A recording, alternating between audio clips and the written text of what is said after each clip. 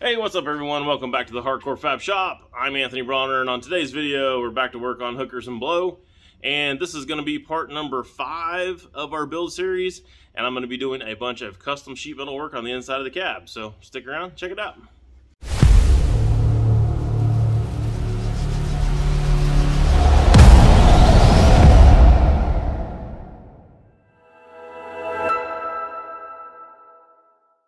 So in the last video, we worked on putting the cab onto the chassis, got all those mounts made, and you can see now that it is actually on there. There is actually bolts through the floor into the frame, so that part is done. I got the piece welded on the bottom there, so we've got our little skid plate for the rocker panels and everything on there. Went ahead and put the cab back on, went ahead and put the motor back in. Unfortunately, with my ceiling being so short, I have to actually slide the motor in there with the cab on. I can't put the cab on and off over the top of it, but anyways, it's on there now, so it's time to actually get started on the inside of this thing, get some sheet metal built back up in there around the tranny, and try to get this cab sealed back off so that we can move on to doing something else. So let me grab the camera, kind of give you a little walk around of some of that real quick, and then we'll get to work. All right, so I'll start you guys off with showing you the fitment of that plate down here at the bottom. This is just where you're pretty much right in line with it. That's going to be about ankle high. So once you get up a little bit higher, you don't even hardly start to see the darn thing.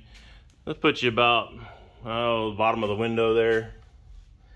Starts to go away pretty quick, but it's gonna fit there pretty good. That's gonna save us a lot of damage down here in the bottom, I'm sure of it. So pretty happy with that, like the way it fits. There's a little bit of a gap here, but I can live with that. Had to stop it there because this starts to slope up pretty good right through there. I'm gonna have to end up probably repairing all of this anyways, and I might build that up and make that just a little bit stronger when I do. And while we're here, check out the firewall. I went ahead and cleaned it. Check that out. It is pretty shiny up there once you got all the dirt off of it, and that was because that was all underneath the hood and had the hood on it the whole time. So I think what I'm gonna end up doing is, after getting everything done on the firewall here, which is pretty close to being done, when it comes time to paint it, I'm going to actually paint it, I think, from this lip right here all the way down and around, and go ahead and go with that same red, because that's what red it was to begin with, so I guess that's probably what color it should be now. Show you what's going on here on the inside. Well, I got to put my bungee cord on here. Hold on. Okay, bungee cord installed. There is a door catch that's supposed to be in here, right here, and I did get a couple of those off of that other cab. Kind of see that little square thing sticking out there on the other side. It's supposed to look like that, but I'm missing one piece, so I've got to make that or find that or whatever. But back to the sheet metal, we've got the tranny hole there getting a little bit bigger now, and I'm going to end up having to go ahead and take it all the way through the back of the cab there, of course, just like we did on Old Crow. Got pretty much everything all cleaned up inside here. You can see that the bolts are in. Don't have nuts on them because obviously the cab's got to come off and on again another half dozen times still. Front of the tranny here is clearing pretty good on this side. We got, like to have just a little bit more clearance there. And then if you can see over there, it is actually rubbing right in through there. So I got to clearance that just a little bit more. I've got Connor started learning how to do some sheet metal work, so he's actually started making some panels over here on this side. Show you what he's got going on here. I turned him on to my cardboard method. So cardboard method, you take some of this stuff and you just start cutting it with some scissors until it fits. Oh yeah, windshield is out of there now too. And then once it starts fitting with that cardboard, you end up with a piece that looks like this here. Cut it out of some metal, and harder to do than you would think with just one hand. And trying not to make you guys sick from watching the video.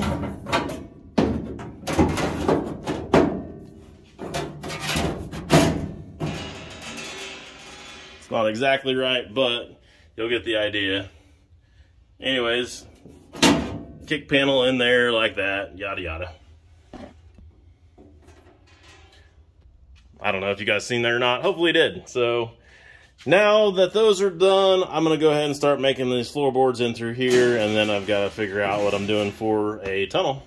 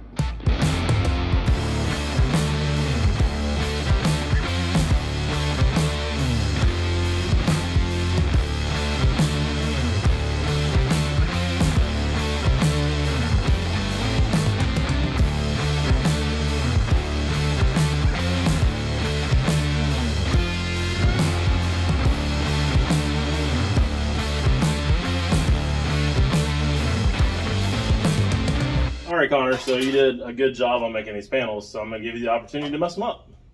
All right. So, got the bead roller here, and we've got a soft die in the bottom, roller skate die is what a lot of people call them, and then we've got a really sharp die here on the top, or a tipping die. A lot of people have different names, but that's what they are. So, what we want to do is take and run the bead roller over all these lines, and then that'll give us that kind of crosshatch cool look like what we've got on some of the panels in Old Crow. Think you can do that? I think so. Okay. So, a couple things you need to know. It's very important to stay directly on the line. If you get off the line, then of course the crease that you're putting in there is going to be off. And then you want to make sure and count how many times you're going up and down with this every time you turn it on and back off, every time you lower it and every time you raise it. We're going to want to do 2 passes. If you try to do 1 pass and just do all of them and just truck through it all real quick, we'll have the whole piece all folded up, all crazy, and it won't look good. And then we'll have to try to straighten it all back out. So we'll make 1 pass about half pressure, and then we'll go back and make another pass over the top of it with full pressure. Sound good? All right. All right, so start off with just running over these lines that are in this crosshatch area, and we'll use that tool for that. And then once you get done with that, then we'll put a step on there and go around the perimeter. All right. Cool. See if you messed it up and got to make a new panel. Let's see.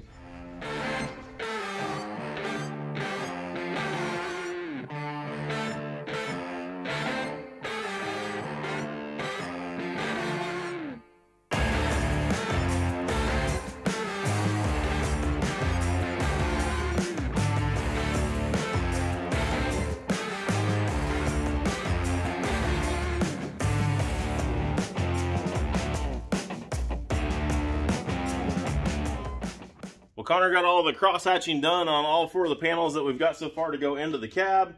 He ran out of time, so we didn't get a chance to actually get the step in there, and that's okay because I'm going to have to work on the other ones just a little bit. He did a really good job on his. On the panels that I made, though, see how much deeper that is? Still did a really good job on putting the wheel right on the line and keeping track with everything. All that looks really good, but he went a little deeper on this one. I think he put an extra turn in there more than he probably should have, so not a big deal. It actually looks really good. I like how deep and impressed that is into the metal right there, so it'll have a good look, but it does make a little bit more work, so I'm gonna have to try to do a little bit there to straighten that out. We'll do that here in a second, but I wanted to show you guys. I had a guy come in the shop while Connor was doing that, and he was talking to me, and he's like, well, I don't know why you do all that and put all that time and energy in there just to make them look pretty or whatever, blah, blah, blah. And I was trying to explain to him that it's, yeah, it does look good. It's cool. But it's not all about just looking pretty. It's actually giving it some structure, too. So let me put you over here real quick. I already set this up and kind of showed him. So this is the other side of the floorboard there that he did. And once again, still no step in there all the way around, so it'll be even a little bit stronger than it is now. But that's a piece of 20 gauge. And that's just 50 pounds right there, sitting right there on top of it, holding it up perfectly fine. I mean, if you didn't have all of those beads in there, there's no way that a piece of 20 gauge, actually a piece of 20 gauge won't even probably hold its own weight hardly right there. You could definitely push it down with 1 finger. So that's how much more strength you get into a panel like this by putting all these beads in there. Plus you put that step in there, and then we give it a brake in there with the brake so that we can match the floor line and all that kind of stuff. It's going to be super strong. So I think that's definitely the way to go, and that's the reason why we're putting that much time and energy into these panels. Alright, so before we go any farther, I got to get that big giant roll out of this panel. Now, what I've found to fix it when I've done it, and yes, I've done it, so I'm not mad at Connor or anything, and it's just part of learning, so I'm happy that he did do it, so now you can actually see what happens.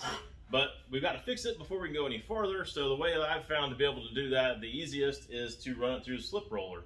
Now, if you don't have one, you can go ahead and just put it on like a big flat table or something and kind of push and tweak and pull on it and everything by hand, which I've actually already done some to this panel just to be able to get it flat enough to go through the slip roller. But if you've got one of these, that's a ticket for sure. So check it out. I'll stick it through there once or twice and you'll see how much of a difference it makes. You do got to keep everything square or you'll put some kind of weird roll into it. So since this side's square, I've got a square edge there and a square edge there, I'm going to start it with that part first.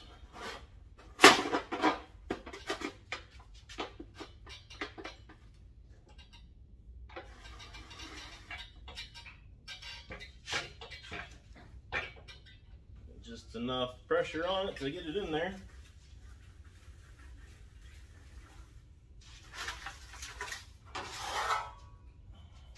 That's already helping out a bunch. I'm going to start it over here now. Once again, keeping this squared off side even with the rollers.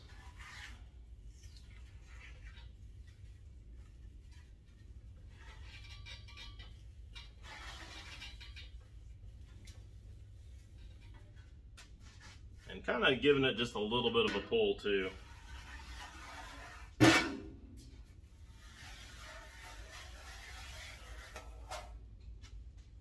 It's already getting way better. I'm gonna run a time or two more and then we'll be over to the bead roller and put that step on there.